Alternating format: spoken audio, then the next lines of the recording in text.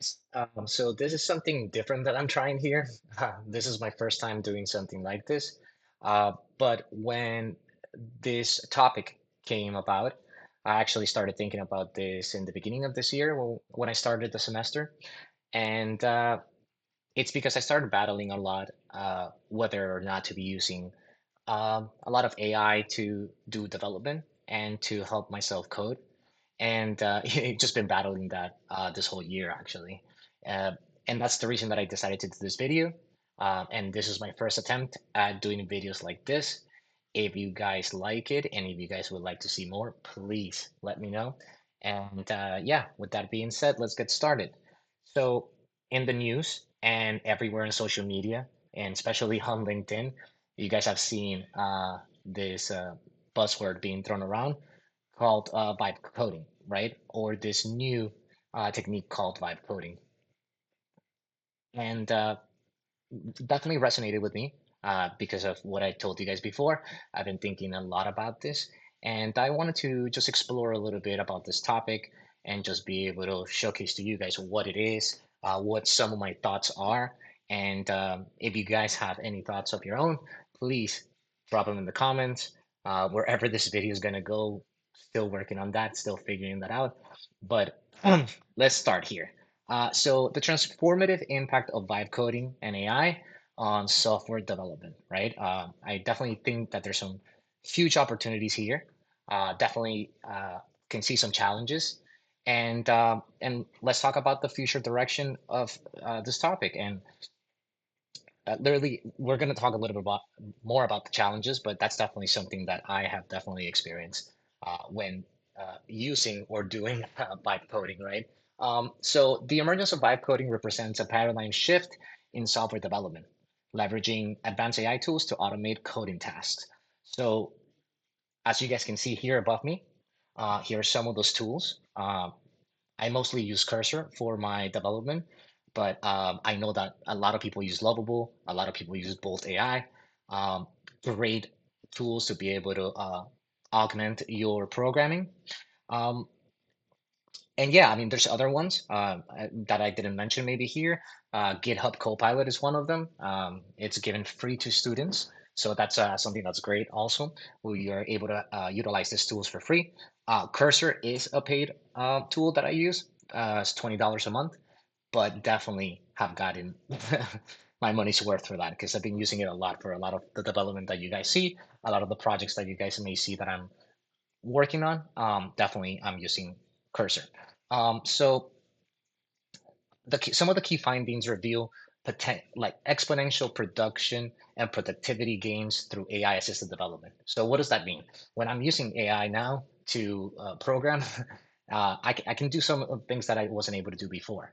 When I started my development path and journey, definitely I was limited to WordPress websites using CSS, HTML, some JavaScript, and then when I started installing plugins like WooCommerce or anything else that use possibly PHP, I was very afraid and I didn't know what to do, right? So I limited myself when it came to kind of switching things up and making advancements in the platform that I was creating using WordPress.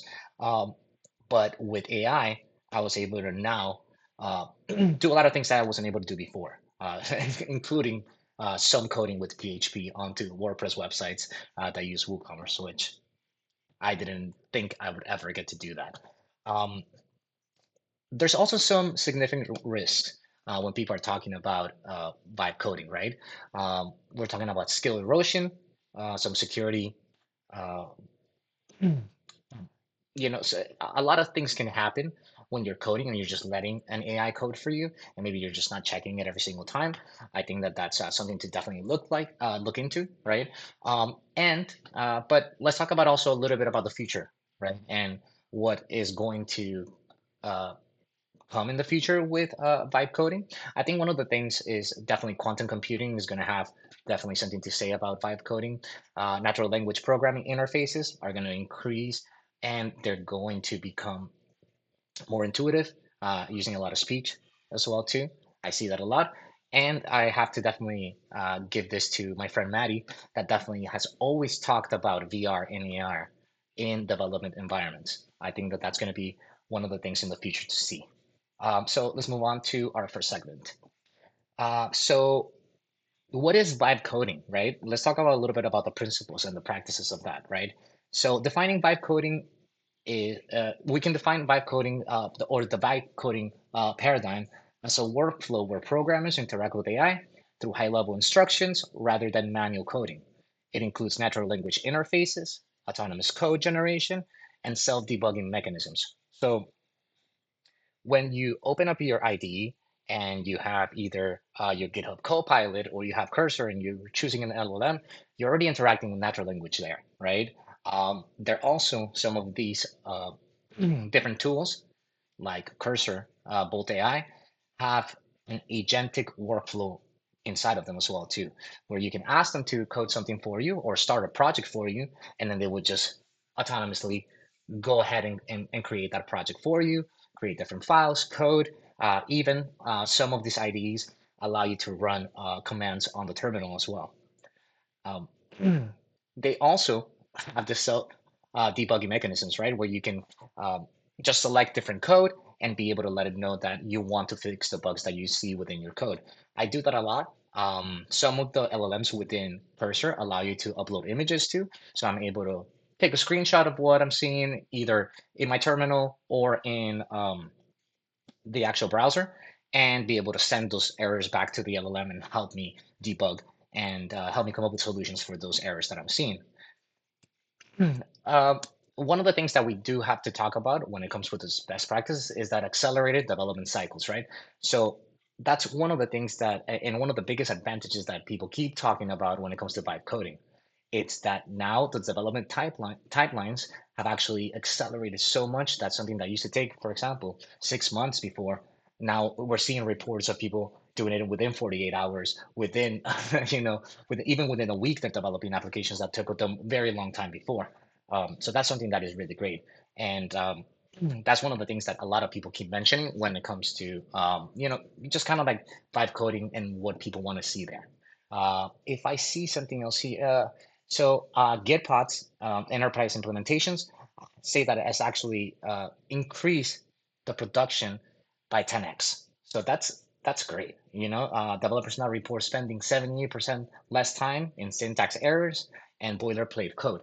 So one of the best ways that I use AI when I'm coding is to start that project, right? I develop a lot of Next.js applications, and before, possibly it took me a lot to start the project and get the project going. Now I can ask AI to actually help me in that beginning process, set up the folder structure, and start setting some things up that usually were time consuming before, but now with this agents, they're able to take care of that for you and set up that whole project for you. So that's something that's really, really great.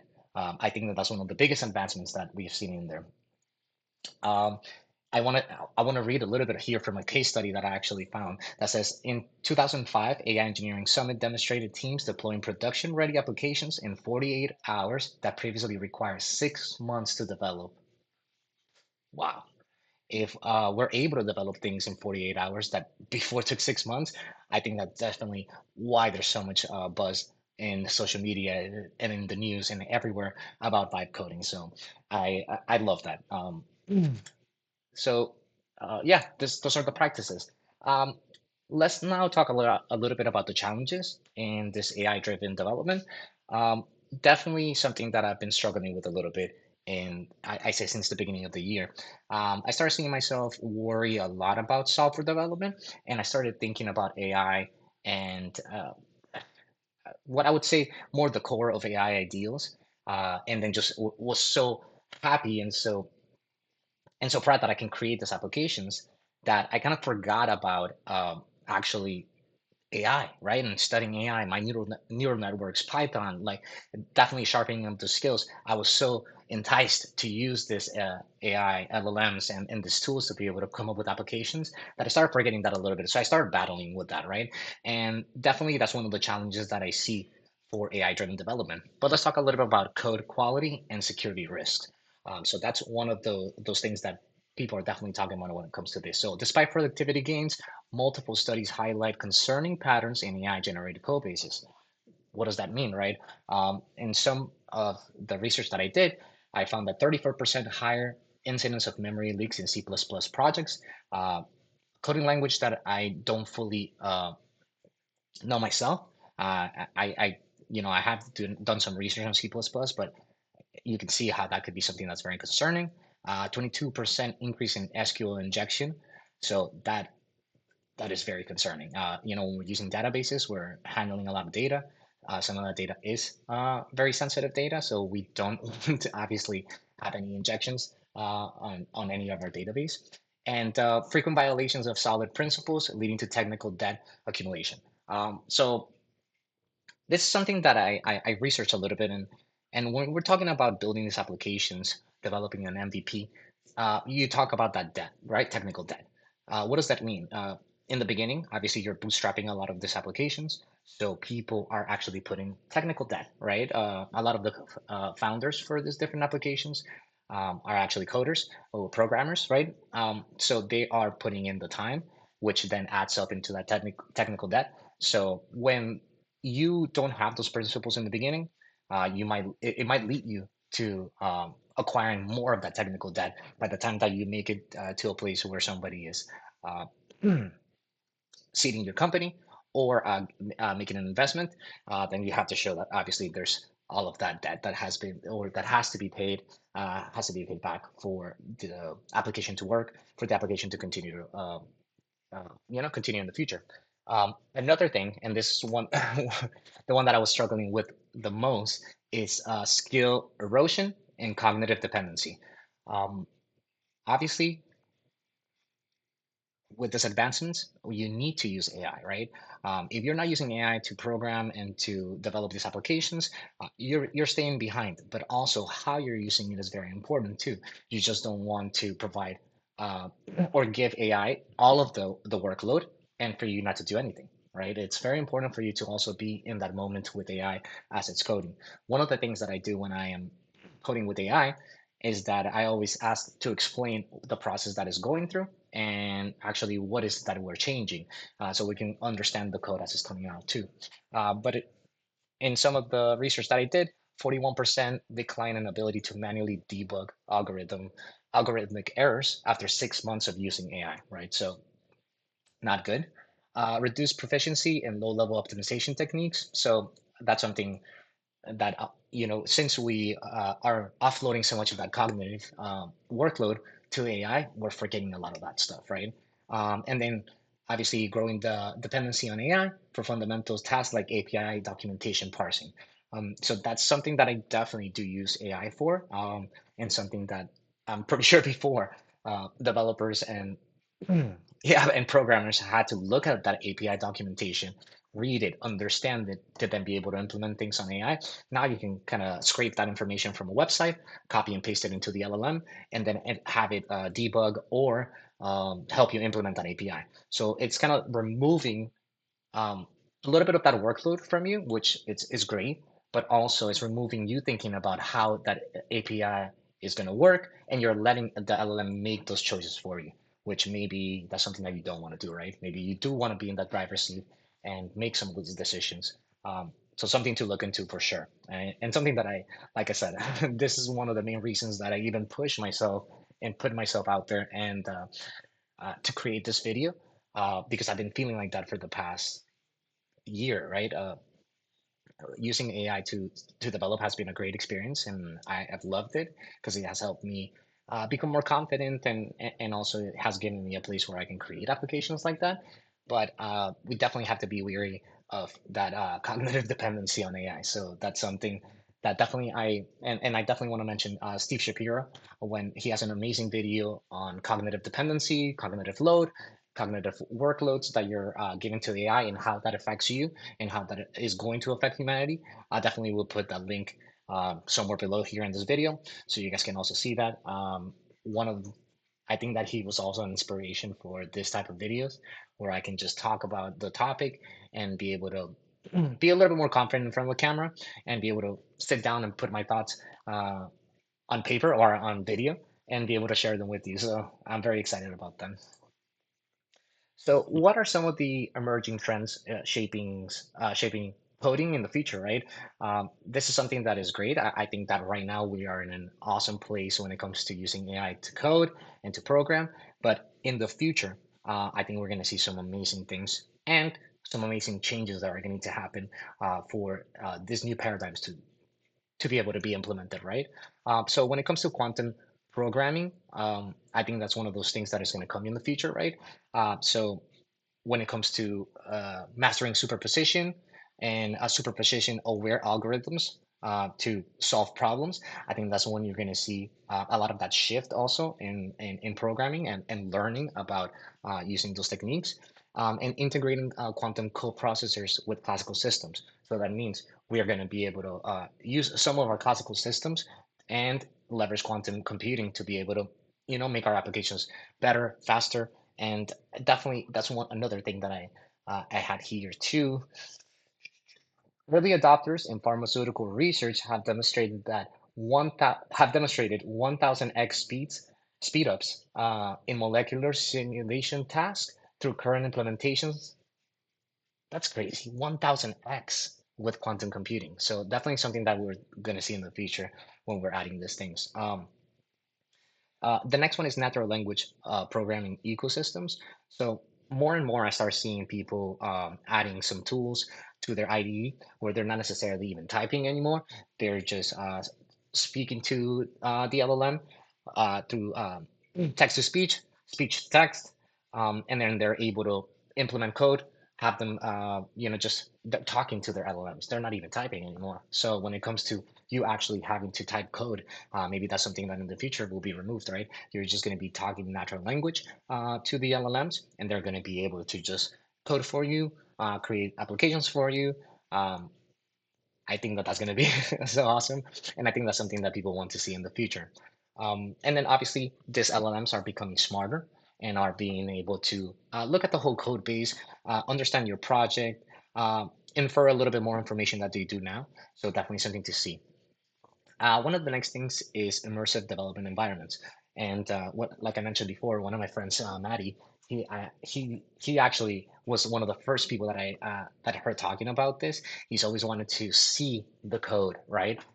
Be able to interact with the code, be able to touch the code, see the notes, see what they're doing. So I think that's one of the things that is definitely coming in the future. 3D visualizations, right, for this code. And also, one of the things that they mentioned here was some haptic feedback when it comes to debugging sessions. So I can only think that as you're coding and as you're in this environment, and then you see some bugs coming up, there's going to be some alerts that you're going to be able to see. There's going to be some things that you're going to be able to interact with in the environment to be able to solve those bugs that are coming up on the moment. Notifications, like I mentioned, that would be something to see, right? We're not even constrained to a computer, to our keyboards anymore, but we're already in a whole environment. And one of the things that I did see here, and I just want to read a little bit about this, was that the MIT demonstrated that 40% faster onboarding for junior developers using AR code, right? So when you're talking about teaching someone, a lot of people are visual learners, and a lot of people like to see what's under the hood, and I think that's something that's going to help them. One of the funny things that it says here is that also they report a lot of motion sickness, and 15% of users uh, actually reported motion sickness during this prolonged development. So something to work on, but I'm sure AR and VR is going to get a lot better, and that's going to be able to solve that problem without a problem. So, something to really see in the future. I think that that's going to be great as well. I think seeing code in 3D, being able to interact with code in 3D is going to be something to see in the future. I love that idea as well. So conclusion, right? So how are we going to navigate this AI assisted development frontier? One of the things that I'm definitely going to do is be a little bit more aware of how I'm using AI when I'm coding. Like I mentioned before, I've been struggling a lot with this idea of just letting it do it for me, and sometimes not understanding fully what it's doing. Could that be a bad thing? Could that be a good thing that we can get to a point where we're just like, hey, like I really need to have this application be X way, and then it will just do it for you, and you don't have to have any of that cognitive load um, of it, right? But then you think about systems. Yeah, you think about systems. You think about understanding your code, what it's actually doing under the hood. That sometimes kind of makes me a little weary to just give all of the power to AI, right? So I think it's going to be something where we need to both be doing a little bit of the load, right? Not just rely fully on AI to do this development. Um, a lot of the people that I've seen using it as well too, they have a good understanding of coding. They have a good understanding of systems, databases, data structures, and all of that. And obviously, those people are the ones that I see uh, when they use AI to develop and to program, you see the results, right? Some of the people that don't have that full capability and maybe that don't have that much knowledge on it, some of the applications are great because they're able to create some crazy, crazy things um, with it, right? But they're limited. Some of the database implementations, database structures are not there. Their apps and the things that they're developing fall a little bit on the wayside. But I definitely think, and my conclusion for this video definitely is use AI, start using it to code, use it in a proper way where it's also explaining to you what it's coding, why the error is happening.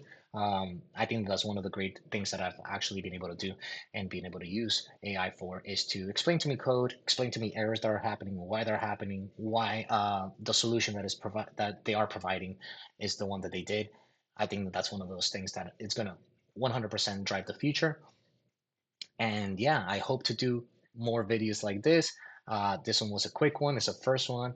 Obviously, I was a little nervous to do something like this. I have not really done something like this before. But if you guys do like it, please let me know, and I will share and I will make more videos like this. Big shout out to Miami-Dade College and also to my current professors, Dr. Gap and Professor Weathers. Uh, they I think that they also were some kind of inspiration for me this semester to get these videos going and to put some of these thoughts in video.